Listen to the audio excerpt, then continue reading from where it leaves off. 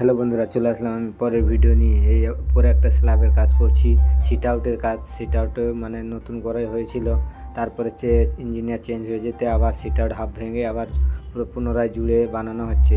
এই দেখতে পাচ্ছেন বন্ধুরা, আমি ডবল জালির কাজ করছি, ডবল জালি তুলে দেখাচ্ছি। এই বিমের কাজ করছি, বিমটা দিয়েছে 16 রডের, তিনটে 6টা করে রড দিয়ে বাঁধা হয়েছে, কারণ অনেক লোড পড়বে, তার জন্য 6টা করে 16 রড দিয়ে বাঁধা হয়েছে বন্ধুরা। এই তিনটে করে দেওয়া হয়েছে বন্ধুরা। ডবল জারের কাজ করেছি। এই দেখুন, এই গ্যাপটা রয়েছে, গ্যাপটা ওই সাইড থেকে আমরা কভার করে দেবো, সাইড মেরে দেবো সকালে। নিচে দেখছেন, নিচে পাঠিয়ে দিচ্ছি। নিচে এই যে বেল্টের কাজ করছি, কারণ এটা কার্পোস হবে, কার থাকবে, গাড়ি থাকবে, তার জন্য এই কার্পোসের জন্য কার্পোস বানানো হচ্ছে বন্ধু। তার কাম্বি, তার রড কাটা চলছে। এর মধ্যে দেখতে পাচ্ছেন রড কাটা চলছে। আমাদের রড কাটা কমপ্লিট করে উনি মিস্ত্রি দিচ্ছে, ওইদিকে বাঁধার কাজ চলছে।